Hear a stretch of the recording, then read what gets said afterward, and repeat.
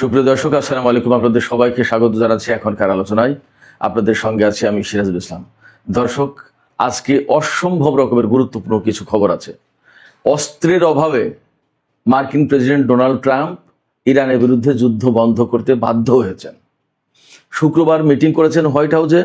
সেখানে গুরুত্বপূর্ণ সব মন্ত্রী, মিনিস্টার, ভাইস প্রেসিডেন্ট এবং মার্কিন সামরিক বাহিনীর প্রধান ছিলেন। যুদ্ধ চালাতে চেয়েছিলেন Donald Trump. JD Vance, vice president এবং সেনাপ্রধান উদ্বেগ প্রকাশ করেছেন। তারপরে যুদ্ধ বন্ধ করতে বাধ্য হয়েছেন ডোনাল্ড ট্রাম্প। এপাশে তিনি চীন এবং রাশিয়াকে হুমকি দিচ্ছেন তারা যেন ইরানের পক্ষে যুদ্ধে না জড়ায়। তার মানে তিনি কি ভয় পাচ্ছেন এই মুহূর্তে চীন এবং রাশিয়া আমেরিকার বিরুদ্ধে সরাসরি অথবা ইরানকে আরো অস্ত্র দিয়ে জড়িয়ে যায়? এদিকে ইরান তালিকা প্রকাশ করেছে এই কয়েকদিনের যুদ্ধে উপসাগরীয় অঞ্চলে, অর্থাৎ এই যে আরব দেশগুলোতে ইরান যে সমস্ত হামলা চালিয়েছে তাতে আমেরিকার কি কি ক্ষয়ক্ষতি হয়েছে। শুধু তাই না, আইআরজিসির মুখপাত্র ব্রিগেডিয়ার জেনারেল মোহেবি তিনি জানিয়েছেন এই কয়েকদিনের যুদ্ধে ইরানের হামলায় 200-র বেশি মার্কিন সেনা নিহত হয়েছে। জেনারেল মোহেবি বলেছেন যে আমাদের কথা যদি বিশ্বাস না হয় তাহলে মার্কিন সরকার সাংবাদিকদেরকে আমন্ত্রণ জানাক, উপসাগরীয় দেশগুলোতে কি ধরনের ক্ষয়ক্ষতি হয়েছে দেখাক। সুপ্রিয় দর্শক, আমি আপনাদেরকে ক্ষয়ক্ষতির পুরো তথ্য আমি আজকে আপনাদেরকে জানাবো। এপাশে ইরান ঘোষণা দিয়েছে তাদের হাতে 50,000 খাইবার শেখার ক্ষেপণাস্ত্র আছে, যেটা হাইপারসনিক ক্ষেপণাস্ত্র, যার গতি প্রতি ঘন্টায় 19,500 কিলোমিটার। আর পাল্লা, সেটা বিস্তারিত তথ্য জানাচ্ছি। ইসরায়েল বলেছে যে আমেরিকা যুদ্ধ বন্ধ করে যে কূটনৈতিক তৎপরতা চালাচ্ছে ইরানের সাথে, এই কূটনৈতিক তৎপরতা ব্যর্থ হবে এবং এখন যুদ্ধ বন্ধ করলেও মার্কিন প্রেসিডেন্ট ডোনাল্ড ট্রাম্প আবার ইরানের বিরুদ্ধে বড় যুদ্ধ শুরু করতে বাধ্য হবেন। তার মানে ইসরায়েলের পক্ষ থেকে কিন্তু একটা উস্কানি আছে। এপাশে ইরান জানিয়েছে আমেরিকা এরই মধ্যে 3 দফা প্রস্তাব দিয়েছে যুদ্ধবিরতির জন্য 3টা দেশের মাধ্যমে। ইরান প্রত্যেকটা প্রস্তাব নাকচ করে দিয়েছে।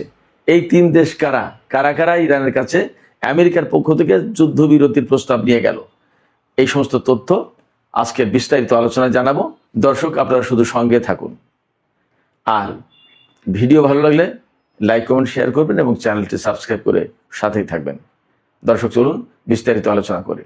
একদম শুরুতেই বলেছিলাম মার্কিন প্রেসিডেন্ট ডোনাল্ড ট্রাম্প গত 2 দিন, অর্থাৎ মার্কিন বাহিনী গত 2 দিন ইরানের বিরুদ্ধে কোনো যুদ্ধ করছে না। একেবারে হঠাৎ করে কি হয়ে গেল? চুপ কেন তারা? আমি নিজেও খুঁজছিলাম যে ব্যাপারটা কি, যুদ্ধ নেই কেন, তারা চুপ হয়ে গেল কেন? কিন্তু শেষমেশ তথ্য এসেছে। মার্কিন গণমাধ্যম Axios, new York Times, CNN সবাই বলছে একই কথা, অস্ত্রের অভাবে, গোলা বারুদের অভাবে ডোনাল্ড ট্রাম্প আর ইরানের বিরুদ্ধে এই মুহূর্তে যুদ্ধ করতে চাইছেন না।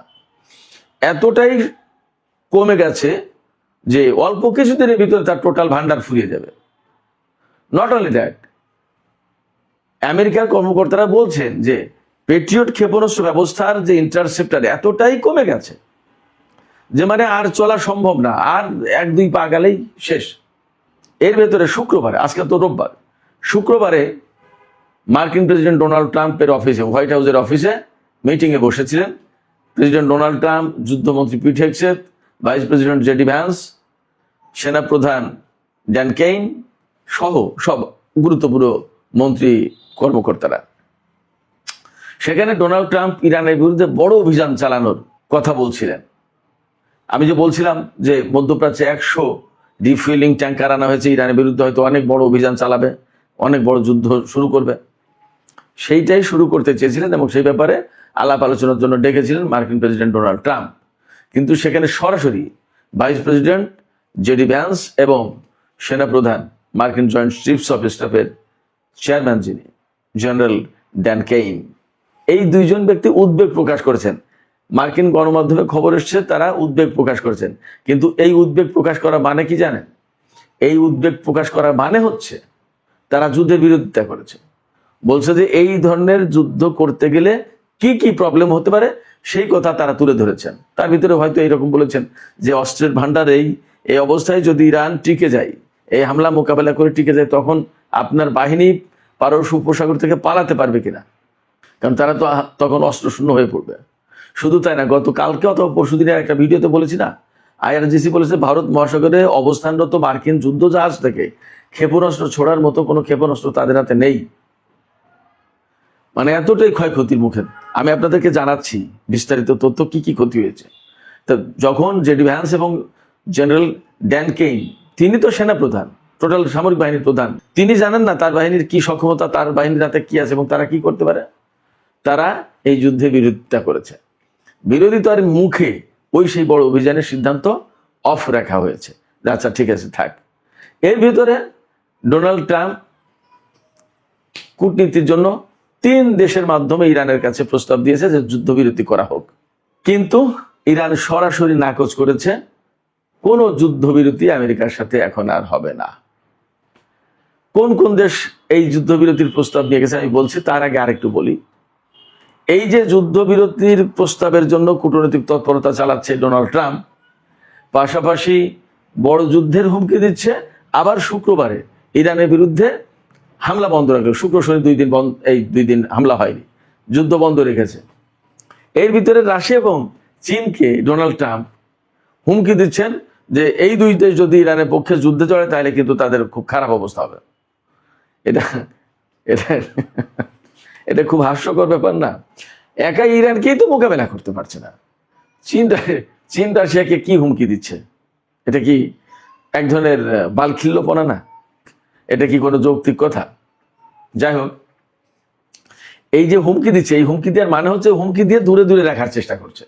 কিন্তু দুনিয়ার মানুষ তো সবাই ডোনাল্ড ট্রাম্পের মতো এরকম মোটা বুদ্ধির লোক না।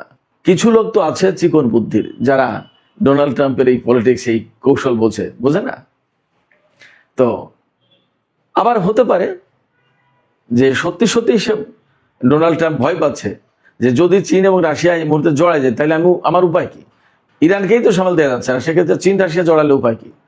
তার চেয়ে বড় কথা যে চীন রাশিয়াকে মোকাবেলা করার মতো তো কোনো অস্ত্রই নেই। তাহলে এই জায়গায় একটা কথা আমি বলে রাখি, ইউক্রেন এবং রাশিয়ার যে সিচুয়েশন চলছে তাতে এখন ইউক্রেন খুব বিপদে পড়ে যাবে মনে হচ্ছে, মোটামুটি বোঝা যাচ্ছে।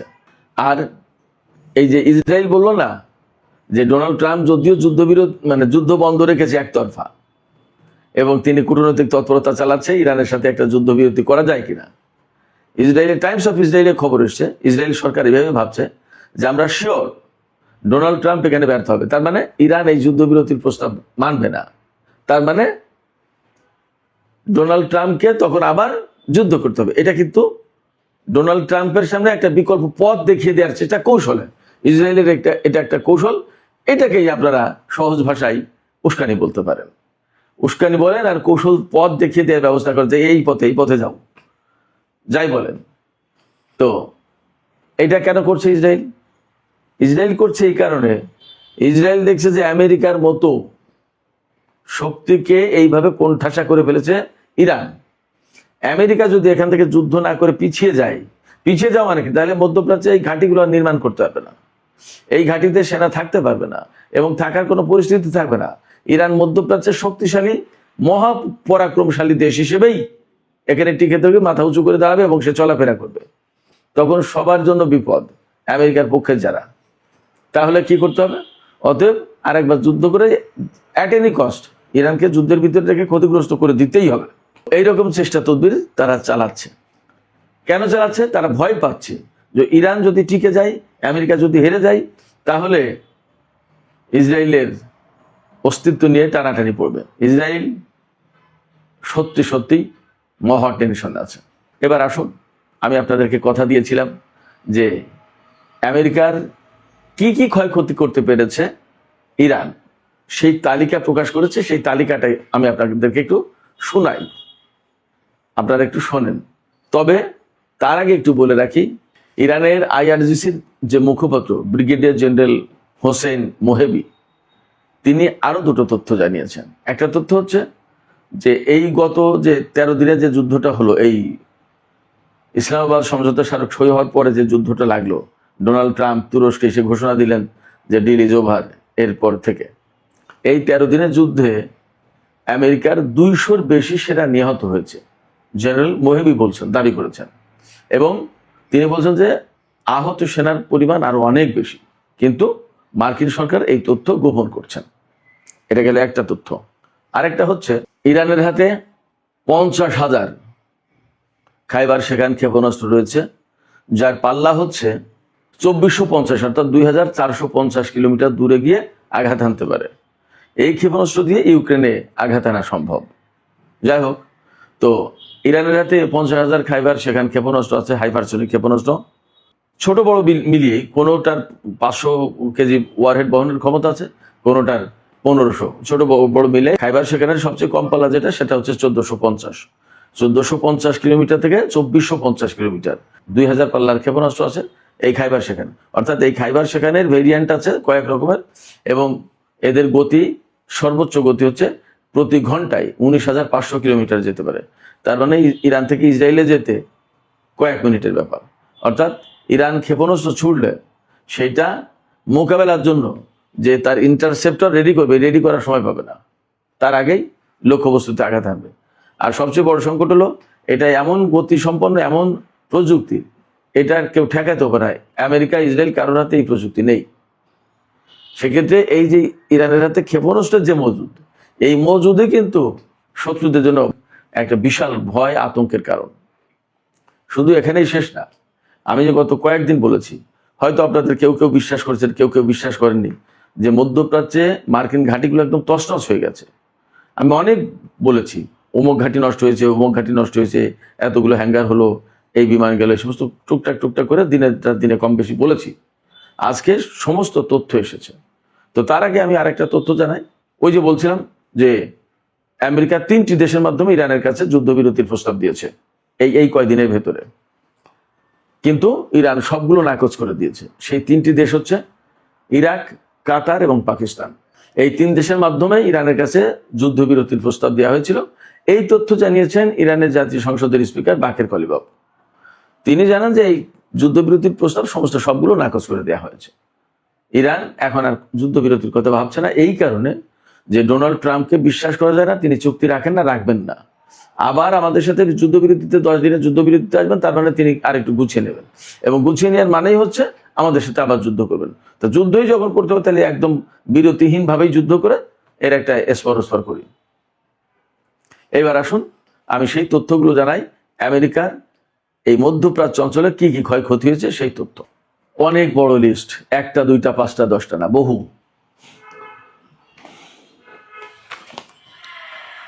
আমি প্রথমে বিমান সংক্রান্ত খোঁজ খবর দিয়ে শুরু করি। 11টি যুদ্ধ বিমান ও হেলিকপ্টার এই কয়েকদিনে ধ্বংস হয়েছে। তারপরে 17টি গোয়েন্দা ও অপারেশনাল ড্রোন। হ্যাঙ্গারে থাকা একটি F-15 যুদ্ধ বিমান জর্দানে, আমি গত 2 দিন বা 3 দিন আগে বলেছিলাম। একটি P-8 বিমান সম্ভবত কমান্ড অ্যান্ড কন্ট্রোল সেন্টার হিসেবে কাজ করে, নজরদারিও চালায় সম্ভবত এটা।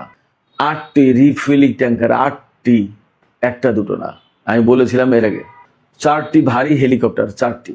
6টি সংরক্ষিত ক্ষেপণাস্ত্র। সংরক্ষিত ক্ষেপণাস্ত্র বলতে আমি শিওর না, বাট 6টি সংরক্ষিত ক্ষেপণাস্ত্র বলেছে।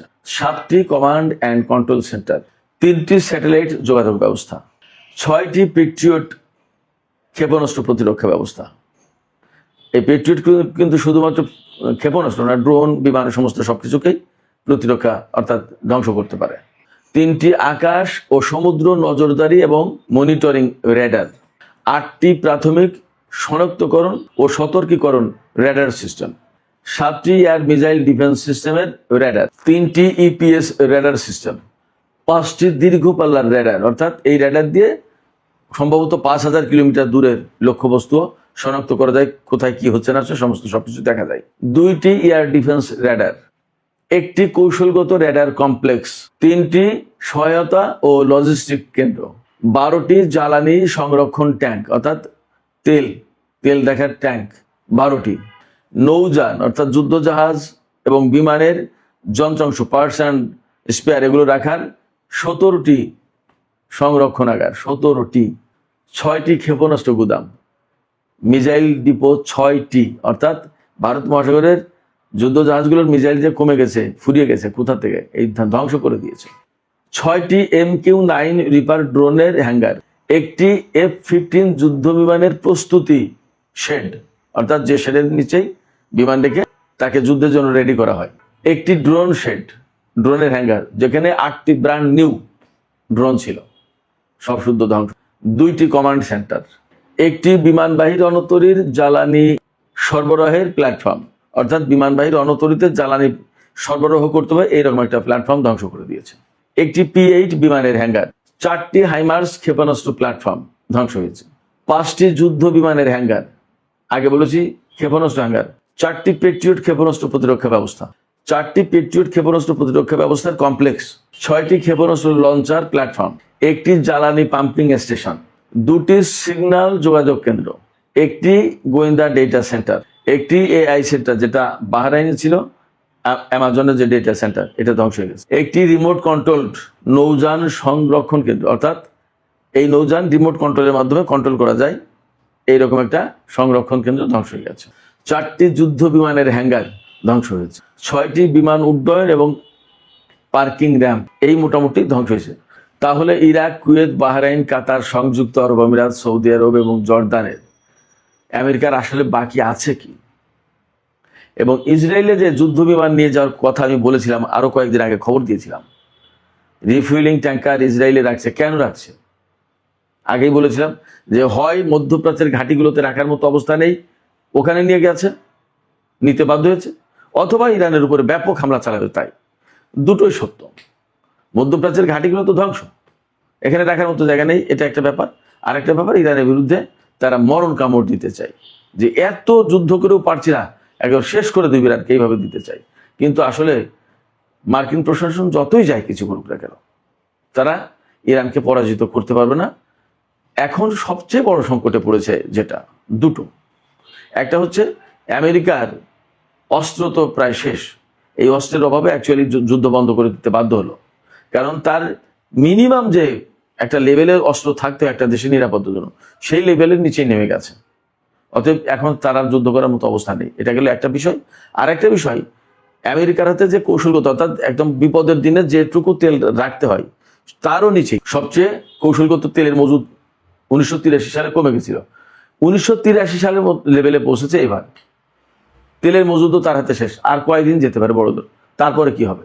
এবং যা পরিস্থিতি, আগামী কয়েকদিনের ভিতরে বিভিন্ন অঙ্গন থেকে ফোরকাস্ট দেওয়া হচ্ছে যে তেলের ব্যারেল $124 পৌঁছাবে। $124 তো সামান্য। এই বাব আল মানদেব প্রণালী এবং হরমুজ প্রণালী যদি এইভাবে আটকে রাখে এবং যুদ্ধ যদি চলতে থাকে, তাহলে এই তেলের ব্যারেল $200 যাবে। তখন কি করবে? এইরকমের নানান রকমের সংকট আছে।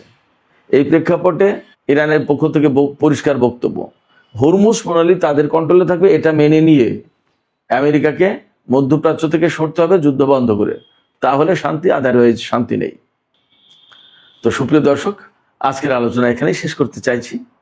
আলোচনা শেষের আগে আমি আপনাদেরকে বলি, আপনাদের মতামত জানতে চাই, এই যে আমেরিকা যুদ্ধবিরতি বন্ধ করতে বাধ্য হয়েছে, এটা কি কৌশলগত কারণে নাকি অস্ত্র শেষ হয়ে যাচ্ছে বিপদের সামনে সেই জন্য? কৌশলগত কারণ বলতে বোঝাচ্ছি যে ইরানের উপরে অনেক বড় ধরনের হামলা চালাবে, তার একটা প্রস্তুতি নিচ্ছে। আসলে কোনটা? আপনাদের মতামত জানিয়ে কমেন্টে লিখতে পারেন। আর ভিডিও ভালো লাগলে লাইক, কমেন্ট, শেয়ার করুন এবং চ্যানেলটি সাবস্ক্রাইব করে সাথেই থাকবেন। দর্শক, এখনকার আলোচনা এখানেই শেষ করছি। আপনারা সবাই অনেক অনেক ভালো থাকুন। ইনশাল্লাহ দেখা হবে আবার রাতের ভিডিওতে। সবাইকে অনেক শুভকামনা জানিয়ে এখনকার মতো শেষ করছি। আল্লাহ হাফেজ।